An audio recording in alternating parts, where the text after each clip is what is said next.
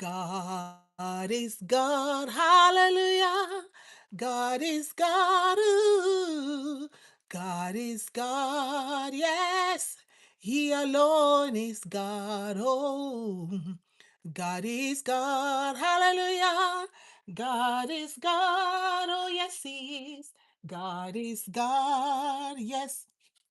He alone is God. Hallelujah. Oh, God is God. Oh, yes, He's God. God is God. Oh, God is God. Yes, He is. He alone is God. God is God. Hey, God is God. God is God. Oh, He alone is God. He's God alone.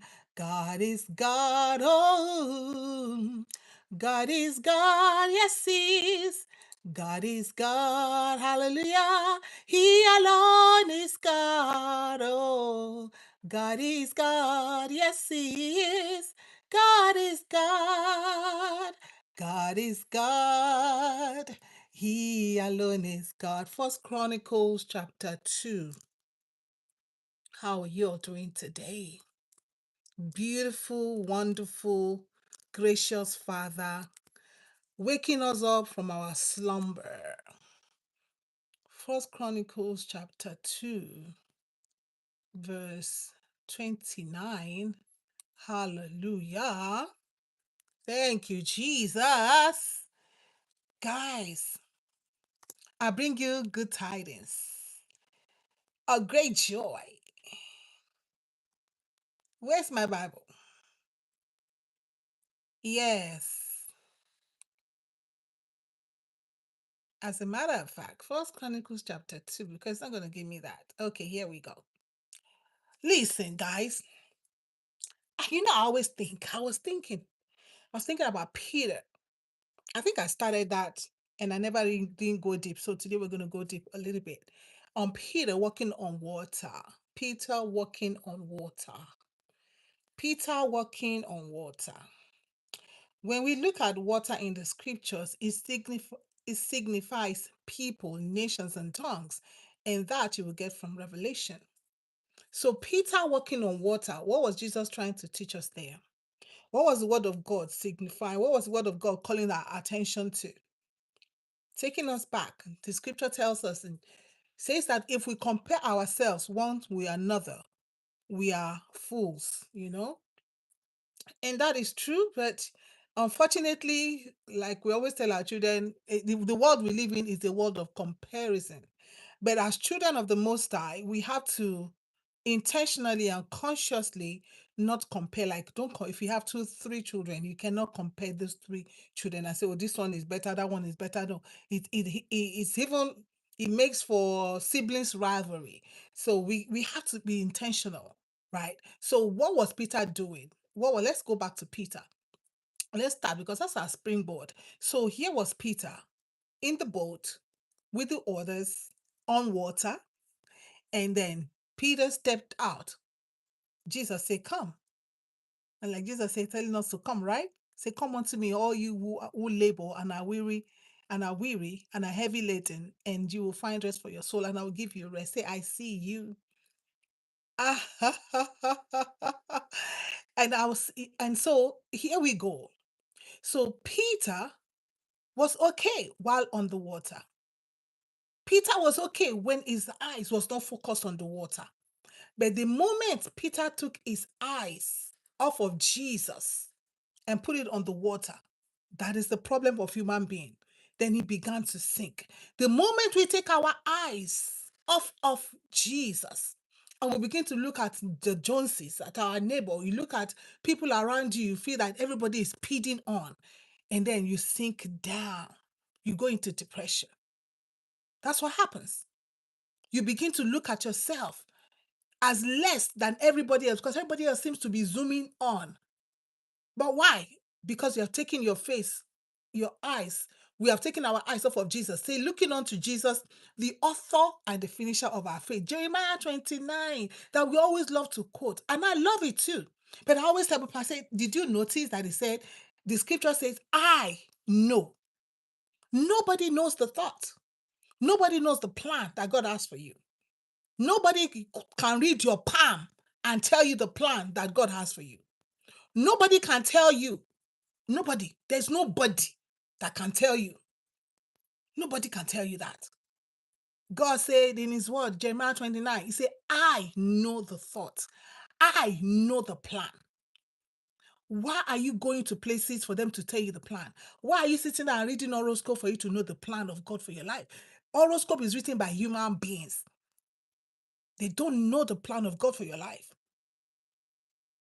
Take your eyes off of men. Stop comparing. Let us stop comparing ourselves with one another because we don't know the thoughts. We don't know the plan that God has for us. And I'm going to go into a little bit of places today. In the financial world, there's only I don't think they've ever had two people tie as the richest man in the world. He's always one richest man in the world. He's always the 5%, the 1%, the 2%, but there's always somebody at the top. Why? I don't know. Why you don't know? They are millionaires, they are billionaires. And Jesus said what? Key, the poor you will have with you always. So you can stand and rebuke poverty and cause poverty and Jesus said, Jesus, the one that created us, said the poor you will have with you always. How will somebody be poor? I don't know. I don't know. But Jesus said it. There's some things that you can do so that you don't stay poor. He said the poor you will have with you always does not mean that the poor will remain poor always. I love the Lord. I love the Lord Jesus. He did not say the poor will remain poor always, because there will always be people at the bottom of the ladder. Because it's a ladder, right? People got to come up.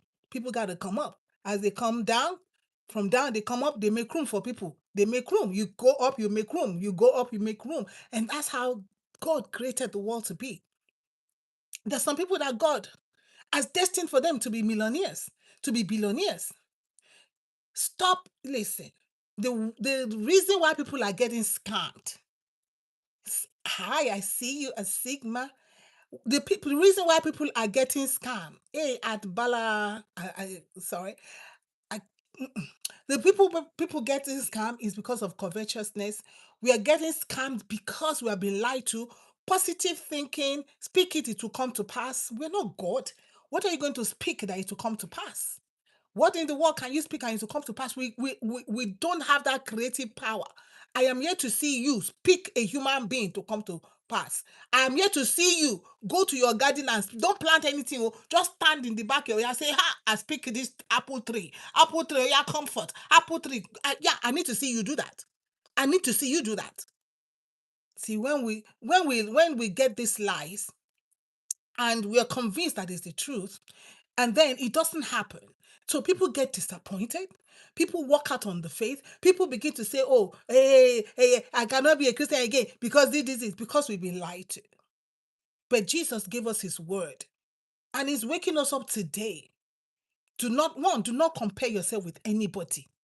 The moment you begin to do that, Jesus said, those that do that, they are fools. Because he's the one that knows the plan for our lives. He's the one that knows the thoughts for our lives. We don't. All we just got to do is live like a normal human being will live. So I tell you, if human beings are going to school, you to go to school. Are you going to be a doctor in what I'm doing right now? If they had told me 30, 40 years ago that I'll be doing what I'm doing right now, listen, it was never like never. But he is a potter. I am the clay. So people are going to school, I join them and go to school. People are taking one certification, I join them and take the certification. Because I don't know the plan that God has for me. He says, I know it. God said, I know it. The only thing that we know that he has revealed to us is that they're the thoughts of good and not of evil to give us an expected end. That is what we know. He told Abraham concerning his descendants.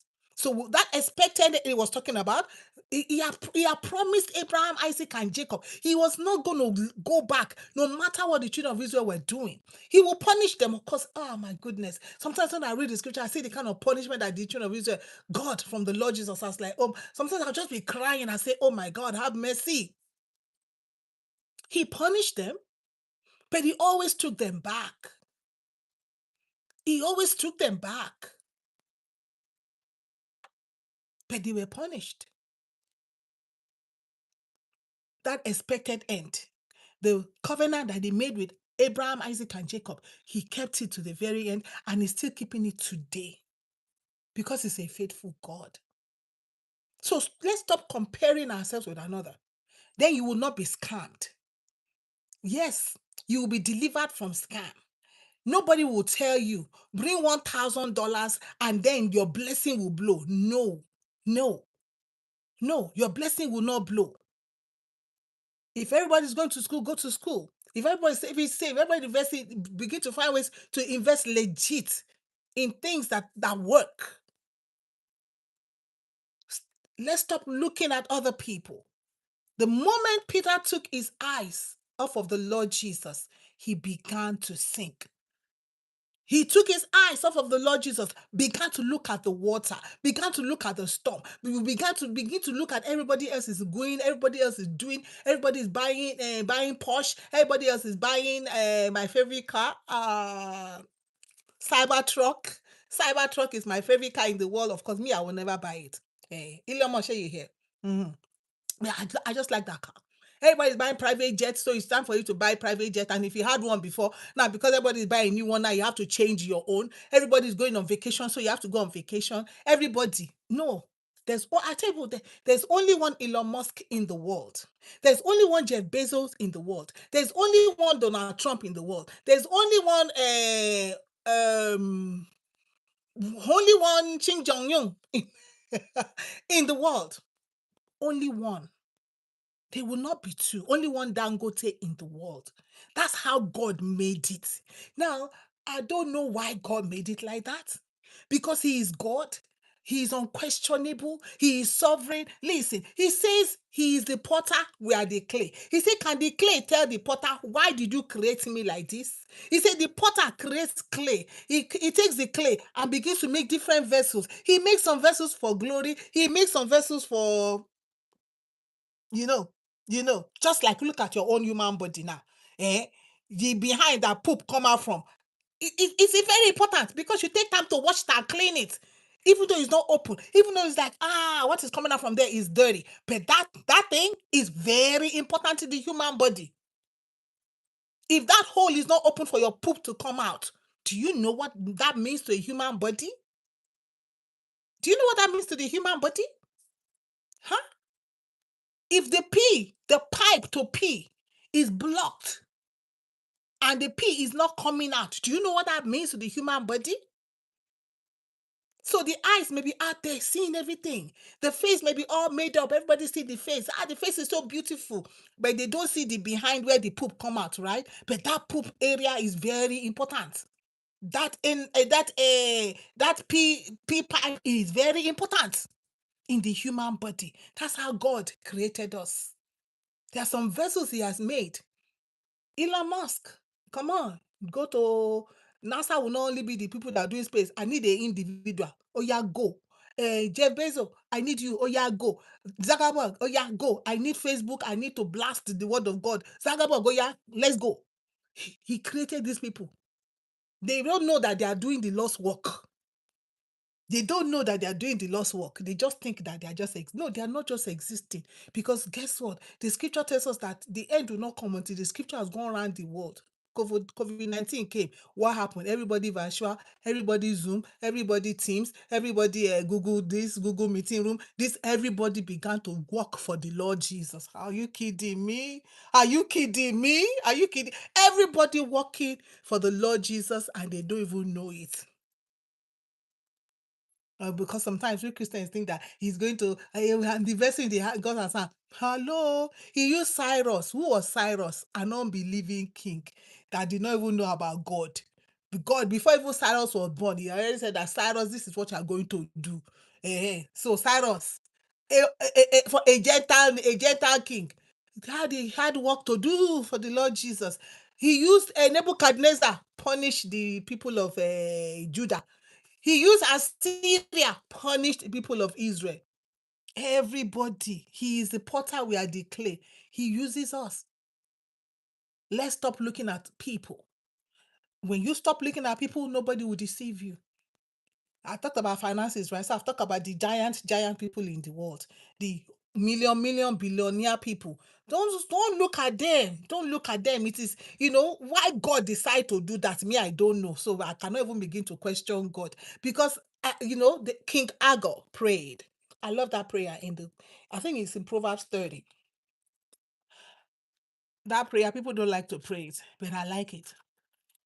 I like it. Proverbs 30. We always jump to, can I see? I didn't mark it in the scripture. Mm. Yeah, there's somewhere in the scripture that the king prayed. The words, uh, he prayed. He said, "Don't give me poverty that will make me do something that will bring shame to your name. And don't give me the riches that will make me deny you." You see, so God knows each and every one of us and the reason for which he created us. Stop looking at other people around you. Oh, this person is married and I'm not married, I'm 40 years old, I'm 50 years. What if God did not intend for you to marry? Do you know it's possible? Do you know? But we never want to believe that because they give us this scripture that say everyone have his mate, and that scripture is a lie. That is a lie scripture, a deceptive scripture. The scripture never said that you will have your wife and you must have your husband. There's nothing like that. Nothing is promised us except salvation. Whosoever believes in him shall not perish, but have everlasting life. Jesus came that he may save his people from their sins. Yes, let every man have his wife. Let every man have a husband instead of burning. There's some people that don't burn. Naturally, they don't even feel anything. I don't know why. That's how God created them. They are called eunuchs. Some have decided to make some eunuchs have been made by men according to the scripture. Some have decided by themselves that they're going to be eunuchs for the sake of the gospel. Hashtag Paul.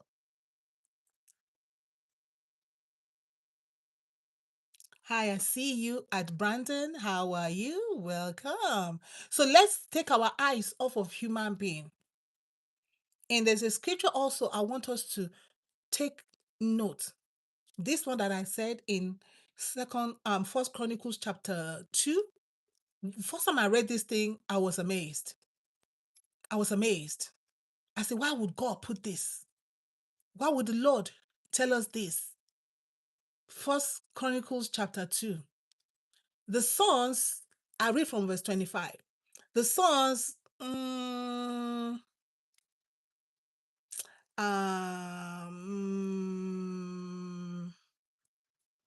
okay, yeah.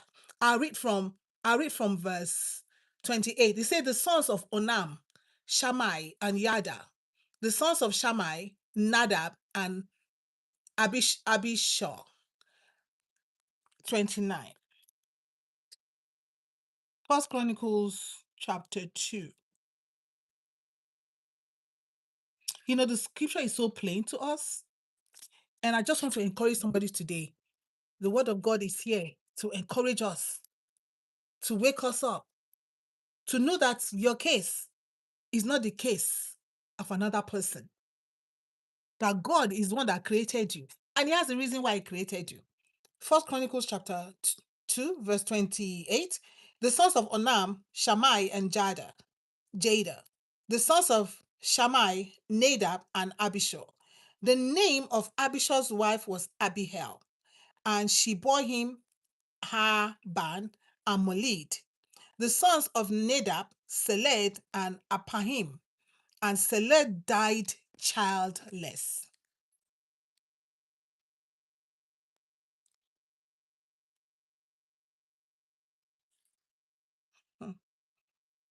take a break on that one. Selah.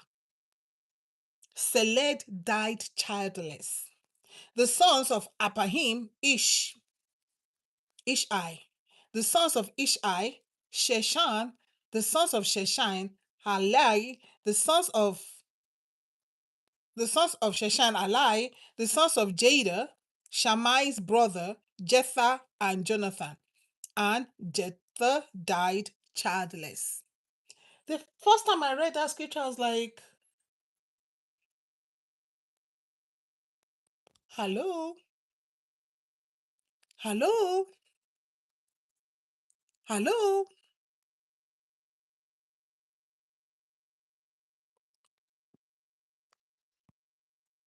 Because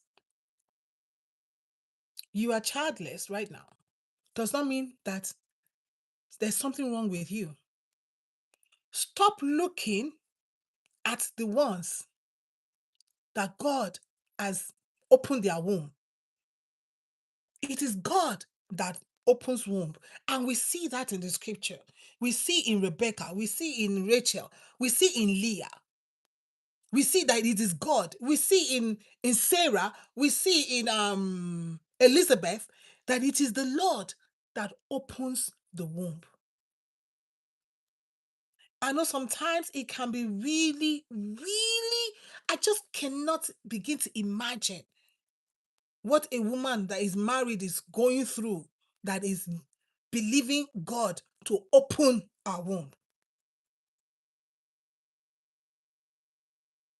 It is the Lord. He knows the plan. He knows the thoughts that He has for you. Stop looking at other women around you. It can be really tough. But if you're a follower of the way, you have to be intentional. You have to remember that Peter took his eyes off of the Lord Jesus and began to look at the water, looking at the storm, looking at people, and then he began to sink. We must remember that today. That is the message and the encouragement for today. That once you take your eyes, once I take my eyes, once we take our eyes off the Lord Jesus, and we begin to look at people around us and see how they seem to be moving ahead of us and see how they seem to be having the things that we want. And do we really need? You will begin to sink. The only way out is to look unto Jesus again. Jesus called unto Peter. Jesus is always calling us. No human being should call you to themselves. We only follow Jesus. Jesus said, if any will come after me. So I want to encourage you today to be intentional in your following the Lord Jesus. So somebody has a business and they are blossoming and they're just knocking, they're just making it. They're just like racking in and just like they've opened one branch here. Oh, the same thing with church. They do this church open one branch here. This other church say, they open one branch. I open my own branch. They went international. I'm going international too. We begin to compete in this, even in the spiritual space. What if all God gave you is just 10 members? What if that is all God wanted you to have in this life? And so people begin to do gimmicks. So even in businesses too. So because you want your business to boom, boom, boom, boom, you begin to come and lie. See, the same thing with bloggers. Begin to boost something to get cloud. You begin to say stuff about people. Why? Because you want that number. You want it to increase. You want to be the highest blogger, or you want to be, you want to be the number one blogger in the world. You want to be the one that have 300 million followers. Why? Because you're looking at somebody else and you're competing with them in your heart, and you begin to put stuff in place that are lies about people just to get what we call the cloud. You're collecting cloud, you're collecting people. But when you're a follower of the way, this is for a follower of the way. I want to encourage you to not look at the people. Social media, do not look at them. You want to get married, you look at social media, you see how they are throwing money and did the wedding from here. The gown is from here to Jericho. The reception hall is from here to whatever. It is all gold and all that, all that, all that. And then you small money that you have, you decide that you are going to outdo somebody else. And then after the end, after that a day, one day, then you enter depression because you don't have money to pay your bills. You see, that's Peter. Peter began to sink. You see, what I love is that Peter did not sink. He began to sink. God always calling us. God always looking out for us. God loves us. He cares about us. He said, cast your cares upon him, for he careth for you. He cares about you. He cares for you. He cares about us. This is somebody that died childless. Two people mentioned in First Chronicles chapter 2, that these are God's own children. These are descendants of Abraham. Did God not promise Abraham that his seeds were going to be like the stars and the sands of the sea? So God, what's up? God, what's up? God, what's up? How are there going to be sons of the sea when this one dying childless? How are there going to be stars when this one is dying childless? He says, I know the thoughts. I know the plan to give you an expected end. He said, I know the thoughts that I have for you. He knows the plan that he has for us. You don't know that plan. You don't know that thought. Maybe you're just being given an assignment to do on this earth. Remember the woman? The prophet came to her and he's like, oh, yeah, go and check out what this woman need. They came back, there's no child here. The woman told her, she may I tell you, I am amongst my people. I'm okay, I'm comfortable. I did not ask you for child. God knows the plan. He is the potter, we are the clay. Take your eyes. Take your eyes off that millionaire. Take your eyes. See now, everybody's trying to get the biggest house. My house has to be the biggest house in the community. And it reminds me of this guy, this banker, like the MD of that bank. After he built that marvelous house with marvelous car park, his wife and the son that should have been the person, okay, this is the heir of this what they call it, the heir that is going to inherit everything, right? They crashed. Helicopter crashed, three of them. There are so many stories like that. We don't know. Did they plan to come and crash in the US? And three strong family member, husband, wife, son? No, we don't know tomorrow. So let us stop the competition, especially if you're a follower of the way. Anybody want to speed ahead of you, I beg, let them go. Let them speed on. Because what God has for me is for me. What the plan of God for my life, where I'm working, is it the Lord that gave me the job? Yeah, he said, because he given us power to get wealth. There is no need to open a branch, to open a business. I'm going to open a business. So that person is opening a business. I'm going to open a business. No. Is that the reason why you open a business? Because somebody is opening a business? There should be a more tangible reason. What if God did not write for you? I see you at Elizabeth. Hi, hi. What if God did not put in your destiny to open a business? People that always pray this prayer, oh God, change my destiny. I say, from what to what? Do you know even the destiny that God has for you? God, change my destiny. I say, do you know that prayer doesn't even make sense? Why? Because you don't know your destiny. But if somebody have told you, oh, your destiny has been taken away, oh, your destiny this, all lies. The person that's telling you that, do they know the destiny that God has for you? Are they the one that created you? They didn't create you. So why would God go and reveal your destiny to somebody and left you that is supposed to have the destiny? And I left you out of the story and went to a total stranger. Did not tell your father, your mother, your brother, your sister, your blood. They went to a total stranger and think he's that person that will now reveal the secret of your destiny to. No, we should be praying that God help me to walk in the purpose for which you have created me. Help me not to miss. That's what you should be praying. Help me not to miss my way. Help me because you are the potter, I'm the clay. There's a reason you have created this vessel for a reason. Help me to fulfill purpose. Help me to fulfill destiny. Not God change my destiny from what to what? From what to what? God, help me to fulfill destiny. Help me to fulfill purpose. The purpose for this vessel. Whether this vessel is to be drinking water, cup, is the potter, I'm the clay. Whether this vessel is for cooking, pot. Whether this vessel is for carrying food from here to there, tray. Whether this vessel is for washing cloth. Whether this vessel is for fetching water. He is the potter, we are the clay. Sometimes we don't believe that. Sometimes we don't even want to accept that we are just clay. That's what we are, just clay. He makes us. And I say it again, there's only one Elon Musk in the world. The way the brain of that guy they work, it's I think in one interview he was saying that sometimes people will say they want to be like him, and he tell them you don't want to be like me. Because sometimes his brain is like he's packing. Sometimes he doesn't even sleep. They say Elon Musk sometimes will sleep under the table in his office at work. So to work with him, we just like, okay, if he's sleeping under the table, that means I have to sleep under the table too. Can you sustain that kind of a lifestyle? How many marriage you don't marry? Who will stay with that kind of a husband? His torment. His torment. Okay, his brain is like electricity, always packing.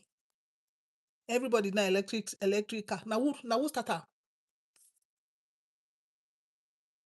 That is what God created him for. I mean, I just like Mike Zagabo. Zaki baby. Zaki baby. Zaki baby. Zaki baby gave us Facebook, WhatsApp, YouTube, TikTok, China people. But everybody working for the Lord Jesus. Are you kidding me? Everybody working for God. Everybody working for God because He's the creator. We are all clay. Leave it alone. It's not only Christians that are clay. Do you know? Do you know that Jews are not Christians? They are not Christians. Oh. Abraham was not a Christian. Just sometimes we have to remind ourselves that Isaac was not a Christian. Jacob was not a Christian, definitely. David was not a Christian. Solomon was not a Christian. Elijah was not a Christian. Kilonje, Peter was not a Christian. For them, forget if they kind of make him pope. Peter was not a Christian. He was not self-identified as a Christian. In fact, the first time that word Christian were used, Peter, they were not there. It was in Antioch. The disciples that were in Antioch. Remember, Peter and all the people were in where? In Jerusalem. But the disciples in Antioch were now referred to as Christ-like. These people just resemble that rebel Jesus. This small Jesus them big. He was even in a demeaning word like small Jesus them, small Jesus. Small Christ. Paul did not self-identify as a Christian. Hello? Am I saying something here? Of course, God is not a Christian. Jesus is not a Christian. Jesus did not start Christian. Jesus did not start Christianity. So God is our creator. In the beginning, God created the heavens and the earth. There was nothing made that was made without him. John 1. Everything that we see was made by him, for him, with him, in him. Nothing was made that was made without him. So Elon Musk was not made without the Lord Jesus. Dangote, Tinubu, as much you can, whatever you want to say about all these people, they were not created without the Lord. Nothing that was made without God. All of them, all of us, not all of them, all of us, God's creation, working to fulfill the word of God. That is so liberating and amazing for me. Take your eyes off the Joneses. That's what we all say. They call it the Joneses here. Take your eyes off the Joneses. As a follower of the Lord Jesus, fix your eyes on the Lord Jesus. What if you don't have a husband? What if you don't have children? What if you don't have that business? What if you're not a millionaire? Forget. Don't let them lie to you. You can be a millionaire. Millionaire tomorrow. Everybody now, everything on Facebook or social media is millionaire. You can become a millionaire. You can make it. You can blow. You can. Everybody is looking for this money. And the scripture says that the love of money is the root of all evil. The love of money. The way the money is being eyed, like that's the only thing in the world. Yeah, money is good. Money will answer things. If I want to cook today, it is money I used to go to the store to buy, right? Yes. And God knows. And God is able to supply. God is able to make a way. God is able to take me instead of spending 50, I can now spend 20 because God can open my eyes to see where there is something going on, where I can collect some things for free and, downsize and change my mind on on what I want to eat. God is more than able to take care of us. We got to take our eyes off of men so that we do not sink. And just in case you have begun to sink, you can reach out to Jesus again. Peter reached out to Jesus before. Jesus said, come. When he began to sink, what did he do? He reached out to Jesus again. And Jesus took his hand. And Jesus walked with him back in the boat. Stay in the boat. Stay with the Lord Jesus. Stay where Jesus is. Because where Jesus is where our salvation lies. In him, we have life. And that we have light. And that light is the life of men. If we come to him today, he said, if we believe in him today, just today, and begin to repent of our sins, we shall have eternal life. Get baptized in water. Get in the word of God. Get yourself the word of God. Study to show yourself approved. Seek the Lord Jesus. Seek him. Stay focused on him. Take your eyes off of all the rich people around you, all the rich people on the internet, people you don't even know. Take your eyes off what people drive. Take your eyes off what people wear. Take your eyes off what people eat. Take your eyes off everything. Put your eyes on the Lord Jesus, and it will be well with us as long as we focus on him. Jesus is the author and the finisher of our faith. He's the author, he's the creator, he's the potter, we are the clay. He knows what he has made us for, and we have to be content. You see, there's content, we have to be content, and we have to trust God. See, I think that is the most important thing here. That we have to trust God, that God knows the best reason he made us the way he made us. That you were born in the country that you were born, that you were born into the family that you were born, that you don't look at your family and say, oh, my family is this. People begin to bash their family. Oh, my family is that. Oh, my family. Can't you see this family? Can't you see that family? If God wanted you to be born in that family, he would have made you to be born in that family. But he did not. For the reason best known to him. If God wanted you to be a different color, he will have allowed you to be a different color. But for reasons best known to him, he decided, you're going to be born in Africa. In fact, you're going to be a Nigerian. You're going to be from Akwa Ibom. You're going to be from the family of Ekwenyekono. And when you want to marry, you're going to marry from the Ukam people. He knows all that. I didn't decide any of that. I didn't choose any of that. Yeah, one of them I said yes. Mm-hmm. But then why did I even say yes? I could have said no. I could have said no. But why didn't I say no? I don't know. It's always when come and tell you, oh, I made a mistake. I should have. And when you said yes, did anybody put a chocolate to your head and say yes? No. They came and knelt and said, will you marry me? You said yes. Why did you say yes? You can say, I don't know. I don't know why I said yes. But maybe something down the line now you're beginning to feel one kind. No, you said yes. You did not say yes to your enemy. You did not say yes because now you're looking at James and you're looking at John and you're looking at Peter and you're looking at let me tell you a story today, right? So I'm coming out of the gym. So it's raining. So I have my umbrella. So I saw one lady stand. I said, oh, you need a walk to your car? He said, no. So I think the husband just parked close by. I said, oh, that's fine. I'm just going to give you a walk to the car anyway. So, hey, queen, oh, you got it. No spot on you.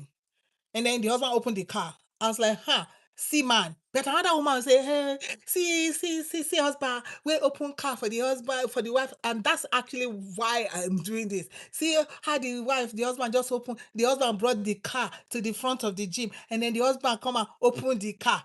If your husband don't open car for you, hey, it is his fault. God decided you marry that kind of man that can open car door for you. Okay? If God wanted you to marry the one that open car door for you, he will have arranged it. When you said yes to the person, was he opening car door for you? Did he even have a car? Talk less of opening the car door.